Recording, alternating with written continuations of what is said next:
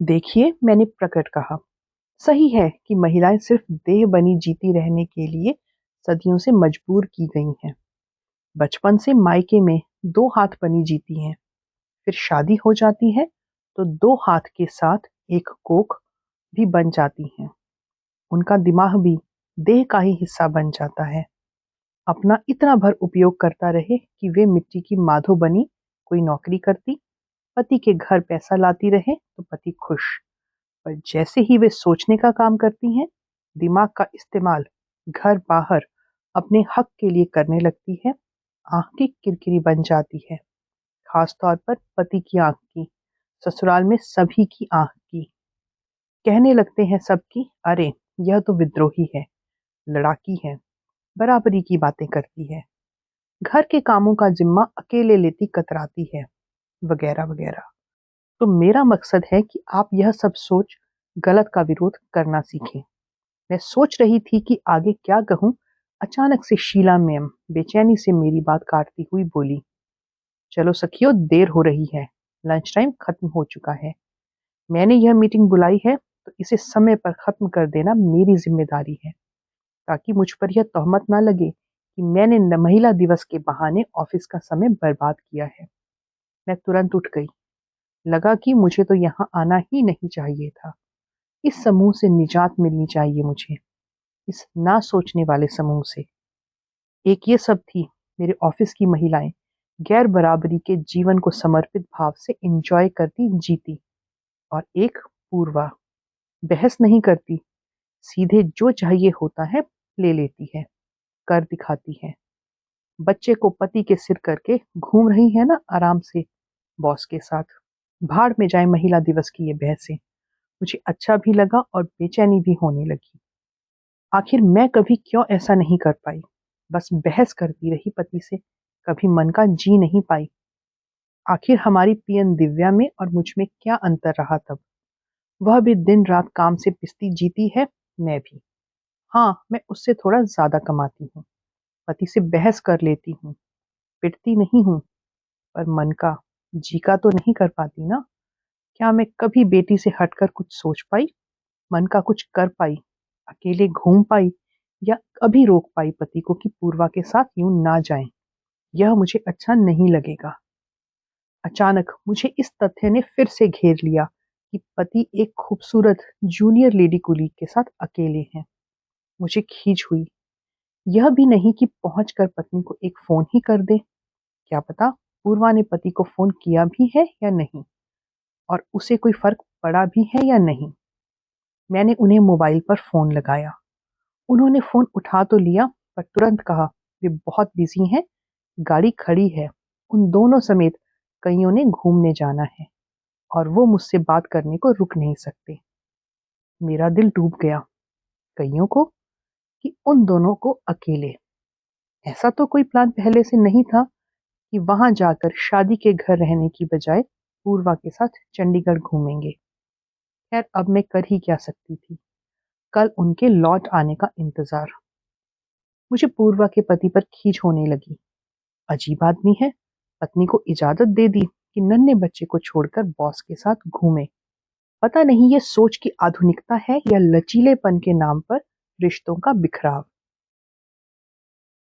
एक दूसरे को स्पेस देना है, या कि उनके रिश्ते में पॉजेसिवनेस है ही नहीं, इंटीमेसी है ही नहीं।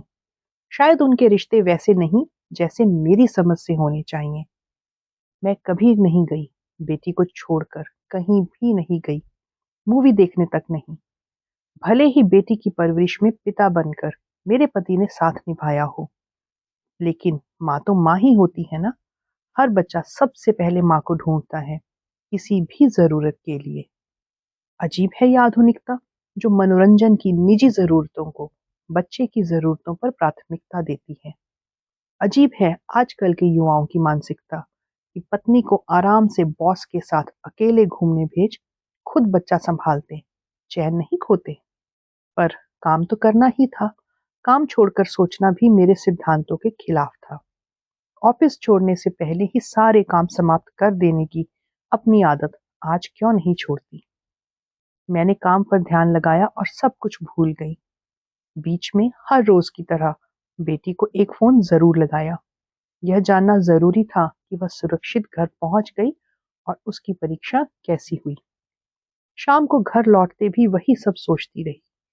पूर्वा, उसका बच्चा, बच्चे को बहलाता पति, बॉस के साथ दूसरे शहर में एंजॉय करती एक आधुनिक महिला, मेरे ऑफिस की महिलाएं और उनकी सोच, सबसे ऊपर मेरी सोच, मेरे पति की सोच, महिला दिवस की सार्थकता और मेरी बेटी का भविष्य। शाम को काम वाली मुंह फुलाए आई। मैंने उसे छुट्टी जो नहीं दी थी, नहीं, उसे महिला दिवस वगैरह की ना तो जानकारी थी, ना इससे मतलब। बस एक शाम घूमने, बाजार करने को छुट्टी चाहिए थी, या फिर हो सकता है बस आराम करने को। पर मैं तो मानसिक और शारीरिक दोनों तौर पर थकी थी। आज उसे छुट्टी नहीं दे सकती थी। महिला दिवस पर एक महिला के सारी आजादी लेते हुए, अपने पति के साथ, मौज मस्ती के एहसास के साथ, अपने ऑफिस की महिलाओं के रवैये ने मुझे वाकई थका दिया था। पर इस सब के बीच मुझे वैसे ही अफसोस भी हो रहा था कि मैंने खुद को एक सजग महिला मानते हुए भी काम वाली महिला को आराम के लिए एक वक्त की छुट्टी तक नहीं दी।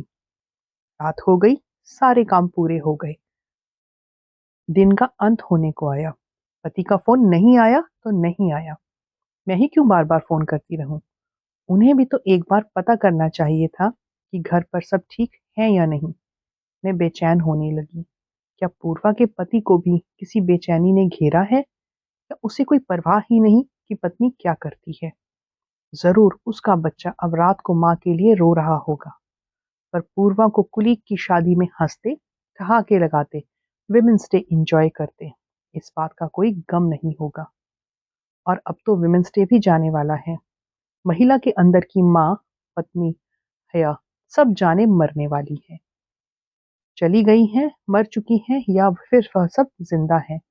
और माँ बनी, पत्नी बनी, हया की मूर्ति बनी महिला तब भी अंदर से मरती जा रही है।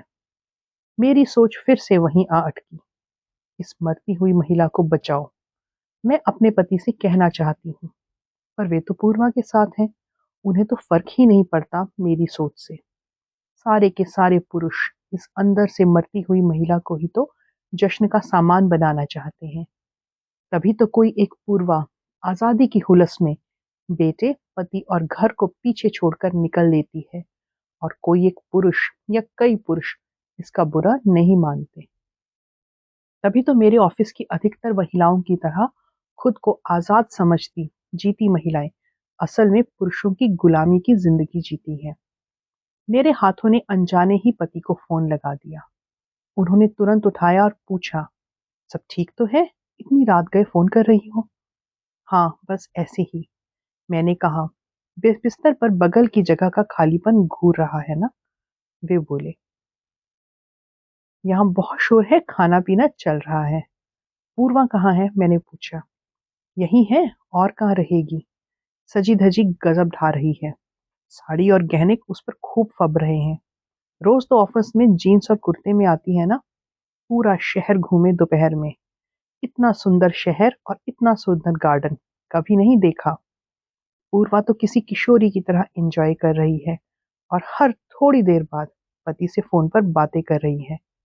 अच्छा, रखता हूँ, इतने पुराने परिचित मिल गए हैं। गुड नाइट, मैंने डूबते गले से कहा। गुड नाइट, उन्होंने चहकते गले से कहा और जल्दी से फोन रख दिया। आवाज के साथ मेरा दिल भी डूब गया।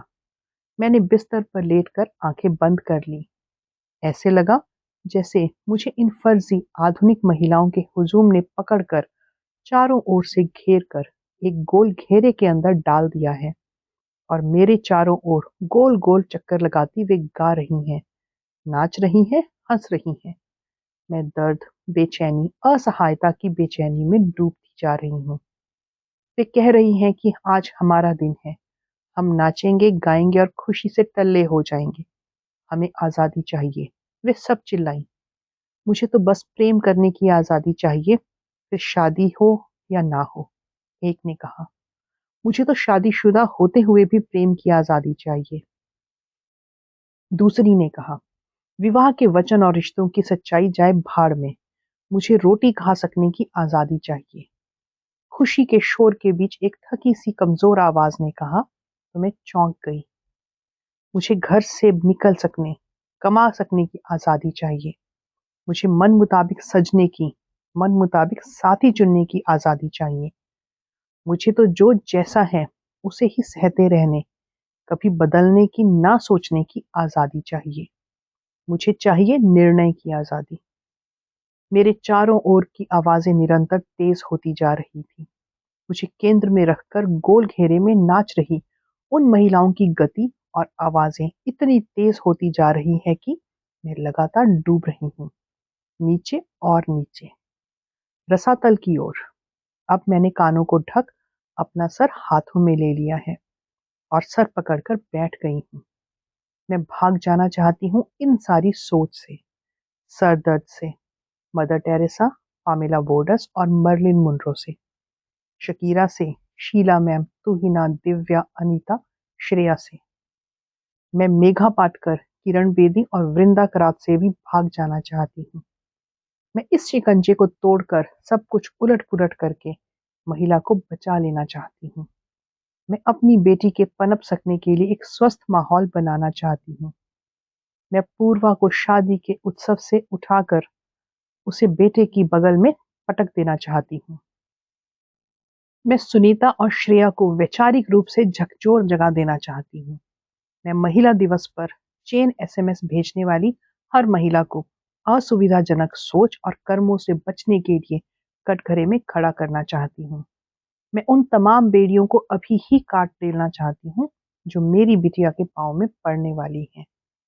बेचैनी से मैं आखिर उठ ही गई, जाकर अपनी किशोरी बेटी को जगा दिया। क्या तुम्हें पता है आज महिला दिवस है? नहीं, उसने खींचे हुए पर दृढ़ स्वर में कहा। मुझे किसी महिला दिवस या उसके इतिहास वगैरह की जानकारी देने की जरूरत नहीं है मम्मा, मुझे सोने दो। मैं तुम्हारी तरह कमजोर नहीं हूँ। मेरे लिए हर दिन महिला दिवस होगा और मैं जैसे जीऊं वैसे जीऊंगी। वह बोली और चैन से करवट बदलकर सो गई। यह सुनते ही मेरा तनाव कुछ क्षणों के लिए गल सा गया। तो अभी आशा बची हुई है। अगली पीढ़ी हथियार डालकर जीने को तैयार नहीं है। मुझ पर मेहनत भरे काम के पूरा हो जाने के बाद की थकान छाने लगी। सही है, जैसे चाहो जी सको। यहाँ तक पहुंच सकना ही तो महिला दिवस की सार्थकता है। एक छोटी सी खुशी की उंगली पकड़ मैं नींद की गोद में चली गई। डोरबेल बजी। गहरी नींद सोई मुझे लगा कि मैंने कोई सपना देखा है, पर नहीं, बेल सचमुच बजी और फिर से बजी। इतनी रात गए कौन आया होगा आखिर? और सोसाइटी के सिक्योरिटी वालों ने आने कैसे दिया, बिना मुझे इत्तला दिए? एक बार तो मैं घबराई, पर दिल गड़ा करके दरवाजा खोल ही दिया। सामने पति खड़े थे, मुस्कुराते हुए। तुम तो कल दोपहर तक पहुंचने वाले थे, टिकट भी कटा हुआ था, फिर क्या हुआ? मैं चौंकी। कल दोपहर नहीं, आज दोपहर, सुबह के 4 बज रहे हैं, उन्होंने कहा। ओह, पर हुआ क्या? जल्दी क्यों चले आए? टिकट कैंसिल कराया कि नहीं? मैंने सवालों की झड़ी लगा दी। घर के अंदर आकर तुम्हारे सवालों के जवाब दूं? वे बोले तो मैं सक पकाकर दरवाजे के सामने से हट गई और उनका सामान हाथों में ले लिया। बेडरूम में घुसते ही फिर पूछा, अब तो बताओ क्या हुआ? एक दुविधा उनके चेहरे पर साफ जाहिर थी। कुछ क्षण रुककर बोले, वह पूर्वा का पति है ना? बनता तो बड़ा आधुनिक है, पर है अंदर से वही का वही पारंपरिक पुरुष। ट्रेन में बैठते ही जो उसका फोन आना शुरू हुआ, तो हर 15 मिनट आधे घंटे में आता ही रहा। मैंने तो पहले सोचा कि पति पत्नी में अब भी इतना प्यार है कि एक दूसरे को इतना मिस कर रहे हैं, पर तुमसे कल रात बात हुई, उसके तुरंत बाद पूर्वा पास आकर रोने लगी। पूछने पर बताया कि पति को शायद यह उम्मीद नहीं थी, उसके हामी भरते ही वह सचमुच मेरे साथ चंडीगढ़ चल देगी। तो फोन कर करके परेशान करके रख दिया बेचारी को सारे समय। उससे अलग जाकर बात करने को मैं सोचता रहा कि मेरे सामने पति से प्यार की बातें नहीं करना चाहती, पर असल में पूरे समय दोनों में बहस होती रही थी। आधी रात के कुछ पहले उसने पूर्वा से कहा, बच्चा किसी भी तरह चुप नहीं हो रहा है और वह तुरंत चली आए। तो वह चाहती थी कि कोई टैक्सी कर दूं ताकि वह चली जाए। अब अकेली कैसे छोड़ता उसे, तो मैं भी साथ ही चला आया। टैक्सी में वापस आते दोनों में इतना झगड़ा हुआ, कभी तो पूर्वा चिल्ला पड़ती, जोर जोर से बोलने रोने लगती, कभी समझाने की कोशिश करती। मजा ही किरकिरा कर दिया उसका उसके पति ने। पर वह भी क्या करती, उसने सोचा कि पापा से हिला मिला है बेटा, एक दिन तो रह ही लेगा। बेचारी सजी धजी इतनी सुंदर लगती हुई भी रोती ही रही सारे समय।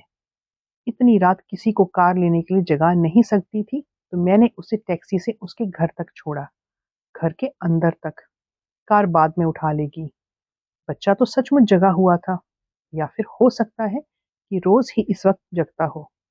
पति ने कहा कि उसकी खुद की तबीयत भी खराब लग रही है, बुखार आने वाला है, पर मुझे तो वो ठीक ठाक ही लग रहा था। खैर, छोड़ आया पूर्वा को, पता है कि अब लड़ेंगे दोनों जमकर। उन्होंने टिकट कैंसिल कराने के लिए लैपटॉप खोल लिया।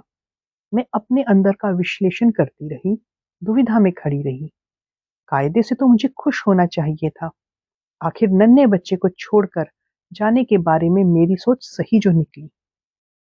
पर कुछ समझ नहीं आ रहा था कि सुबह से पूर्वा को ही गलत समझती मैं इस समय अचानक खुद को उसके पक्ष में क्यों महसूस कर रही थी।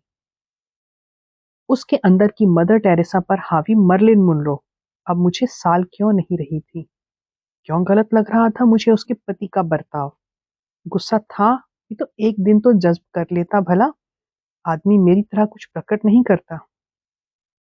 मैंने भी तो पति के पूर्वा के साथ चले जाने के बाद उनकी खुशी में बाधा नहीं डाली, टोका टाकी नहीं की। जितना विरोध करना था पहले ही किया, और फिर खुले आम गई थी बॉस के साथ, कोई छुपा कर नहीं। मन में प्रपंच होता, कोई हिडन एजेंडा होता, तो छुप छुप के सबसे छुपा के चली जाती। और मेरे पति भी तो मुझे बताकर गए थे, उनके मन में भी प्रपंच होता तो बिन बताए जाते। इतना भी नहीं, जब पत्नी पारदर्शी रिश्ता रख रही है एक मिडिल एज बॉस के साथ बताकर गई है, एक दिन घूमने दे। मुझे आश्चर्य हुआ कि पूर्वा की खुशी में बाधा पड़ने के लिए मुझे वाकई दुख हो रहा था। आखिर मेरी बेटी भी तो यही चाहती है, जैसे मन चाहे वैसे जियो। तो यह भी तो हो सकता है बीच का रास्ता, भले ही माँ होने के कारण बंधी हुए जिए, कभी अंदर की महिला को खुलकर जीने भी तो दे। तो क्या यह उसकी बच्चे को छोड़ने वाली बात नहीं थी जिसने मुझे मार परेशान कर रखा था सुबह से। यह ईर्ष्या ही थी उससे कि जो ये कर पा रही थी, मैं नहीं कर पाई कभी। और अब हताशा हो रही थी मेरी पीढ़ी से, उसकी पीढ़ी तक कुछ बदला ही नहीं। वही एक शिकंजे में कसा जीवन, सोच में भी बाहर भी। मैं डूबने लगी।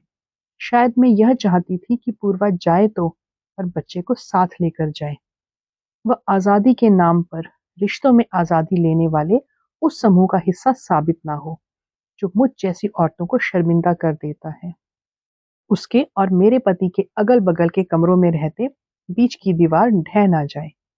मेरे पति का महिलाओं की आजादी को लेकर अपने शरीर का जैसा चाहे वैसा इस्तेमाल वाला वैचारिक पक्ष आज व्यवहार में परिवर्तित ना हो जाए। पर अफसोस कि ऐसा कुछ होना तो दूर, वह तो शादी में ढंग से सम्मिलित हुए बिना रोती रोती वापस आ गई। महिला दिवस की सारी बहसों को, स्त्री की आजादी की सारी संभावनाओं को धता बताकर पति की जिद के सामने, उसकी ईगो के सामने असहाय, ताकत विहीन होना तो यह चाहिए था कि वह अपने अंदर की माँ को भी वैसे ही जिंदा रखती जैसे सजी धजी आधुनिकता को, और फिर पति की एक न चलने देती। हाँ, यही चाहती थी मैं, अपने अंदर के अबूझ को, भय को, ईर्ष्या को विश्लेषित करती मैं अचानक से पूर्वा के पक्ष में मजबूती से खड़ी, उसके लिए खुद से ज्यादा बेचैनी महसूस करने लगी। बस साज सज्जा में ही मेरी पीढ़ी से 10 कदम आगे निकल पाई, मानसिकता तो वहीं की वहीं है।